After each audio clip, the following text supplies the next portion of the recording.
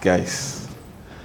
Well, my presentation was supposed to be for people who are looking for jobs, but I'm actually looking at everybody here and I'm thinking they are ready to employ me. so I'm thinking, what am I supposed to be telling them now, since they already know what I'm supposed to tell them, right? The executive directors, politicians, bosses, researchers, so I don't know. Maybe my time should be allotted to somebody else. However, I am...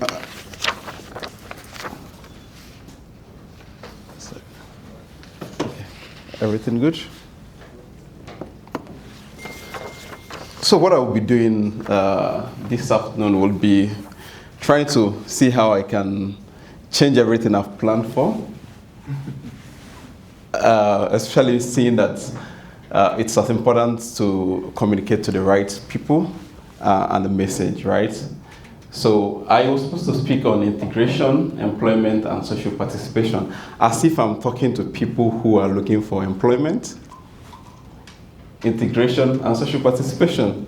But it looks like everybody here is well integrated, properly employed, and not even looking for how to participate more than what they are currently doing. So I want to talk on a completely different thing based on the fact that I assume everybody here present today a leader. Part of what we've struggled with in the community, especially with some of the questions that I had earlier, has been how we can support our community the right way.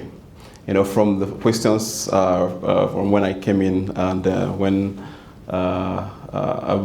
Abdullahi was speaking earlier, and then the questions that came after that, and also listening to some of the other speakers, I kept on asking myself, how do we live here, and taking some of the things that we've had, and then making our individual communities a better place. And then I'm going to put someone on the spot, to be able to communicate my heart. And that will be the photographer. Okay, maybe you will shoot it, also here. But again, so the photographer here, when I saw him when I came in, his name is Robinson. He's old now, he has 2 earrings. When I met him, he was younger. I met him in 2022. He landed in Canada in 2021 as a refugee with his brother, and they didn't have a parent. They didn't have a parent here in Canada. So we met, and then we discussed about how they can become business owners, and we started supporting them from 2022 till date. We're still supporting them, but I see him in 60 to 70% of the events I've attended as a business owner, because he took part in our entrepreneurship program. And then recently, and I also bring it back to the question that you asked earlier. Recently, one of the programs, as a program manager for youth development, I manage programs that have to do with supporting youths with either employment or entrepreneurship. So during the last couple of years, I've supported over 75 youths, and about 55 of them has ended up being able to start their own businesses, some of them operating. Now, the thing about that is that when you work for your community, you end up also benefiting from that community directly. And that's one thing I want every one of us to live here with today. Because during the entrepreneurship program, I was struggling with where I was going to send some of the youths who came to take part of the employment program. So the program was supposed to train about 30 youths and have 22 of them employed at the end of the program. Just like what we had earlier, that the government is interested in those numbers without actually thinking about how they are going to impact the community. So while we are working on that, the challenge was not about training these people. Honestly, if you're in our facility and you see how we train, you would love to be trained. However, people don't really come to be trained. People come to get a job after. And then the thing with after the pandemic is the fact that you have someone with PhD applying for a job in Tim Hortons, for the same job. When I came here in 2019, when I came to Canada in 2019, I applied. In 1 week, I got at least 6 jobs in different. I actually decided to settle in Edmonton because I've landed here and not sure how to pack my bags to the new city. So I stayed back, but that's how good it felt. And it's not like 100 years ago. It's about 7 years ago. But today, it's different. So we have youths who just landed in Canada. Some of them, don't speak English as their first language. Some speak in French.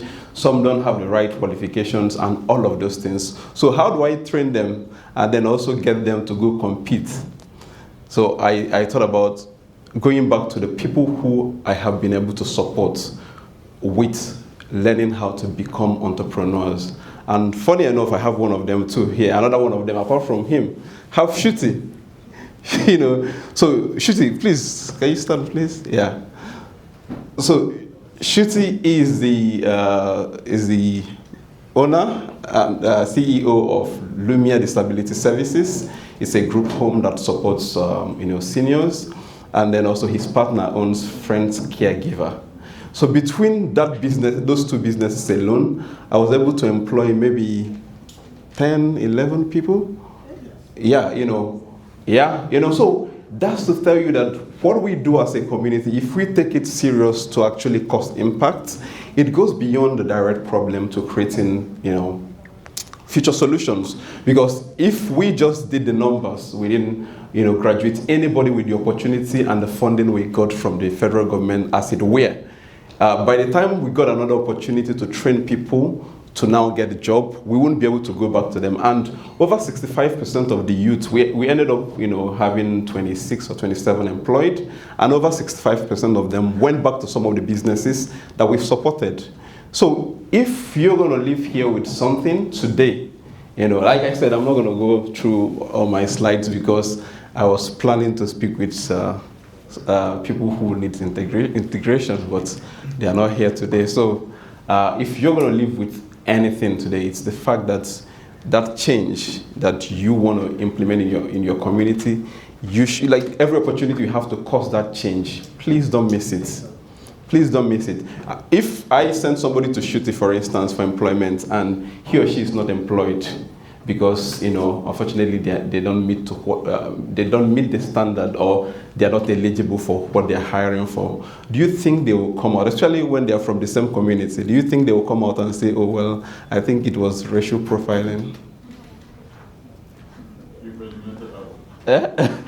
Exactly. So it's important that what we do, we start to create those opportunities for our community, just so that I'm not saying that our people don't get racially abused, they don't get the systemic racism and all of those things, but we also have to start supporting our community such that we are creating the opportunities for them to eliminate those things and also properly define what those things, what racism and systemic barriers are. I speak with people most times, and then they come to the office and they say, "Oh well, I think they did this because they don't like my color." And then I ask them, "What did you do?"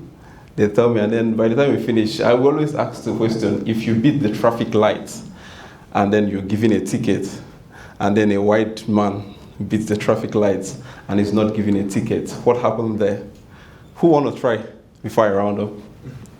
Who want to try? Lock? Okay, one person said lock. Who else?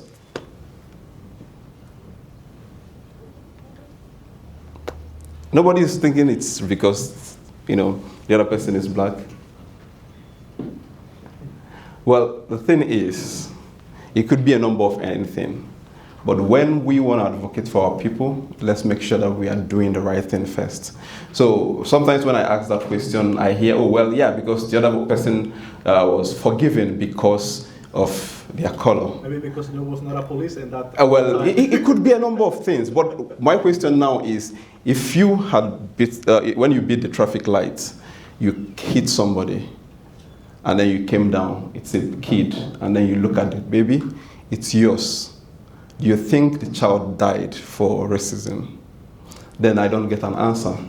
So the moment we start, solving some of the challenges that we have within our community, we also start defining and redefining some of the challenges, and then also find the right solution that will fit our people and also solve future problems. Thank you very much. I wish I have a slide, but unfortunately I do not. So I'm going to leave you like this. I don't know even if I'm getting questions. Thank you. Thank you so much. Yes, I have a question for you, but I would like to ask the audience. Does anybody have a question for him? Who wants to go first?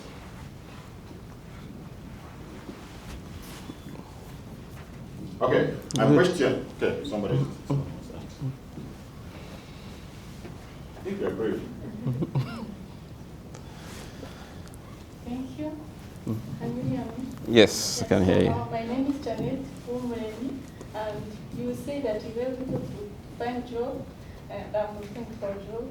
If possible, you can connect me. Thank you. Thank you. Yes, that's a good thing, and I love the fact that you're already doing something. One of the things I tell people who do not have a job, especially for our community, when we don't have a job, we want to be at home and spend the whole day applying for jobs. And then I ask, how do you spend the whole day applying for job? Because you can't. It's not possible that you didn't have any other thing to do. So I'm happy that you're here first. Secondly, and you're volunteering. You're already positioning yourself very well. The fact that you're giving back and all that. And that's what I tell every young person who doesn't have any job. Get out. Nobody will say no to free labor. Ask your neighbors, your other people around you, what can I do? Volunteer in your mosque, in church, everywhere. Secondly, I will ask you to meet with Folake. Folake works with me, and then she'll get your detail, and we see what we get your resume, see how we can support you, and make some referrals. But thank you. Yeah. Okay, so my question is two. It has grown to two. Last time it was one. Yeah. The first question is, what you do is very important. It matters. The youth unemployment in Canada is out of the roof. Recently, my not-for-profit organized a program where we tried to bridge the gap between work, so HR professionals, and the youth in our community. And the turnout was amazing. So my first question to you would be, how can you partner with all these organizations that are represented here? And you are right when you say these are people who are settled, these are people who are not looking for participation. But they lead people, they lead on communities that require essentially what you do, the skills that your organization presents. So my question would be, how do we create that synergy where you could work with the people in this room to make sure that the communities that they serve also get the benefit of what you're doing? Oh, okay. I think when I came in this morning, I met with the ED of Africa Center, introduced myself, because what we want to do, we understand as ACCEC. I work with African Canadian Civic Engagement Council, in short, ACCEC. We understand we will not be able to solve everybody's problem.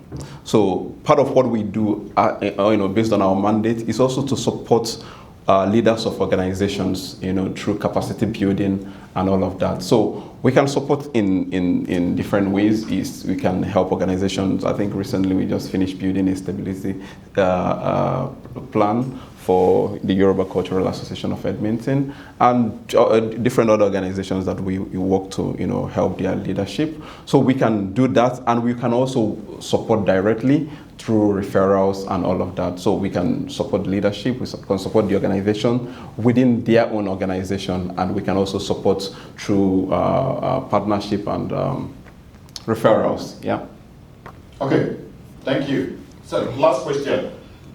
I am running to be a member of the Legislative Assembly, and that's a job. How can you support me to find my job? Okay, well, that's a job. That's really good. You send your resume, you start volunteering more, connect with everybody here to see where and how they live, and finally, just bring what you want to do. Just bring some envelope. I think this man is living in a different country. All right, so let's give it up for him. That's a wonderful presentation. Thank you. Don't get away. I think we have a gift for you. Don't get away. Yes, we have a gift for you. Thank you. Thank you for what you do. All right. Let me just say thank you very, very much to this one. Sorry. I really appreciate what you've done, and hopefully we continue to partner for future years. Yeah. Thank you so much. I appreciate it. Thank you.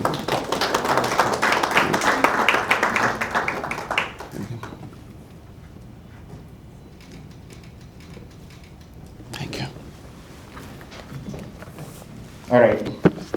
I think many people in this room think that what I said last was a joke. It's not a joke. I'm actually putting my name forward to be for the running of to be an everybody. Thank you. And the motivation is that most of the things we discussed in this room today, the lived experiences, the things that bother you guys, that we've spoken about here as the problem. Somebody needs to be in the room where these decisions are being made. And we can start influencing things from inside that way. For too long, we stayed on that side and complain. For too long, we stayed and say, oh, this people don't like us, don't like the color of my skin and all of that. If you understand how this land works, you understand that nobody gives whatever you want to feel about how you feel. But what is important is for us to organize, is for us to support the people who are out there putting themselves out, because we need representation. The representation that listens, representation that is present, representation that understands how the man feels, how you feel about some of the things. So truly, just a joke. I'm putting my name forward to be a candidate for the UCB. And the nomination is going to happen sometime in September. So I am going to share a couple of my cards here so that if you know people who live in the Edmonton Southwest, whether they lean UCB or not, it will be my pleasure for you to introduce them to my campaign so that we can get your messages across to where it's important. All right, thank you so much for that. We're going to talk about mental health and psychosocial support. A huge